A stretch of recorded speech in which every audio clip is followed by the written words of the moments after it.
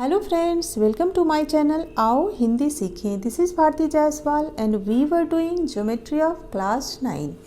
In my previous video, I have started a new chapter, congruent triangles, जिसमें हमने congruent topic को discuss किया and हमने ये देखा congruence of line segment, congruence of angles and congruence of triangle.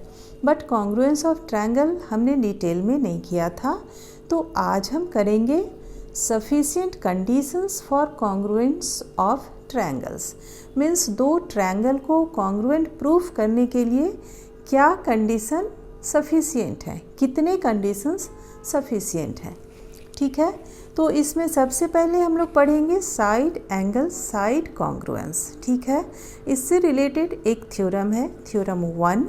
ये theorem क्या कह रहा है, चलिए देखते हैं और कैसे हम साइड एंगल साइड कॉन्ग्रुएंस को प्रूफ करते हैं। ठीक है, तो थ्योरम 1 ये है, two triangles are congruent if two sides and the included angle, ध्यान देना आप, two sides and the included angle of one are equal to the corresponding sides and included angle of the other triangle. ठीक है, जैसे ये दो triangle हैं ABC और DEF।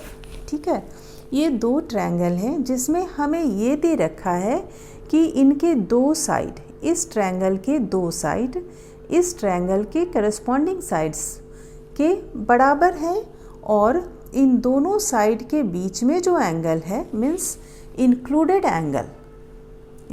Angle in between the two sides A is equal to D.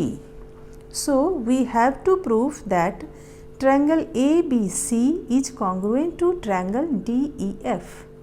एक चीज़ आप ध्यान देंगे, ये कॉन्ग्रुएंट की साइन है।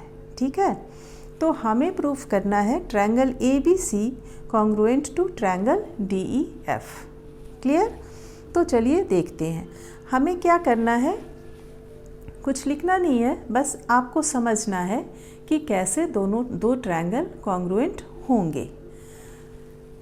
आप इमेजिन करो कि ABC ट्रायंगल को आपने DEF पे प्लेस किया है। ठीक है, place triangle ABC over DEF such that the side AB falls on side DE, vertex A falls on vertex D and B on E. Clear?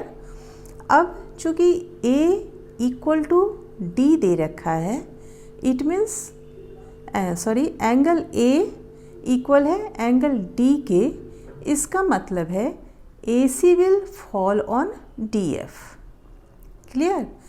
और हमें ये भी दे रखा है कि AC इक्वल है DF के, तो इसका मतलब है कि AC कोइंसाइड कर रहा है DF से।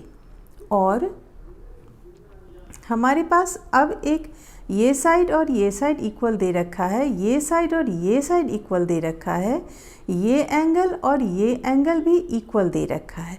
तो हमने इस ट्रायंगल को इस तरह से रखा कि ये AB लाइन इस लाइन पे आ जाए, वर्टेक्स A वर्टेक्स D पे आ जाए और B पॉइंट E पे आ जाए। ठीक है, तो अब चूँकि एंगल A इक्वल है D के, इट मीन्स AC कोइंसाइड करेगा DF के साथ और AC इक्वल टू DF भी दे रखा है, तो इसका मतलब ये है कि C will fall on F।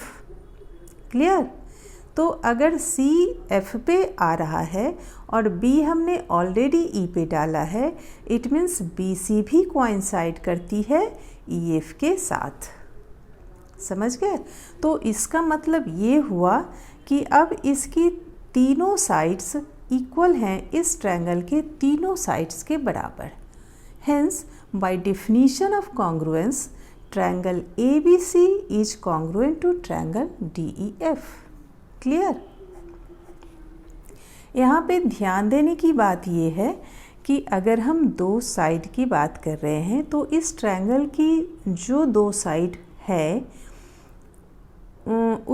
उसके करस्पॉन्डिंग साइड्स की ही बात इस ट्रायंगल में भी करेंगे। ऐसा नहीं है कि आप इस ट्रायंगल में इसकी बात कर लो और इसको इक्वल कर दो इस साइड के साथ, नहीं, आप देखो कि किसके शेप साइज मैच करते हैं इससे, और जो दोनों साइड इक्वल हैं इस दोनों साइड के, तो ये जो एंगल है वो इन दोनों साइड के बीच में ही होने चाहिए। समझ रहे हो मेरी बात? Equality of included angles is very essential. Means in दो लाइन के बीच में जो एंगल इंक्लूड है इसका इक्वल होना बहुत ज़रूरी है। ऐसा नहीं है कि आप इस ट्रायंगल में इस एंगल को ले लो और ये एंगल इक्वल है इस एंगल के, तो दोनों ट्रायंगल कॉन्ग्रुएंट नहीं होंगे। समझ रहे हैं मेरी बात? दो साइड के बीच वाले एंगल ही इक्वल होने चाहिए, इस ट्रायंगल में भी दो साइड के बीच वाले एंगल्स के बराबर। क्लियर? तो इसीलिए इस थ्योरम का नाम या इस कॉन्ग्रुएंस का नाम जो है साइड एंगल साइड है। मीन्स दो साइड के बीच में जो एंगल है वो इक्वल होना चाहिए दोनों ट्रायंगल में। सो हमने प्रूफ कर दिया कि अगर साइड एंगल साइड इक्वल है, मीन्स एक ट्रायंगल का साइड एंगल साइड इक्वल है दूसरे ट्रायंगल के साइड एंगल साइड के, it means both the triangles are congruent. Clear? आप जब इससे रिलेटेड कुछ एक्सरसाइज करेंगे ना, कुछ क्वेश्चंस करेंगे, तो आप ज़्यादा अच्छे से समझ पाएंगे। So thank you for now.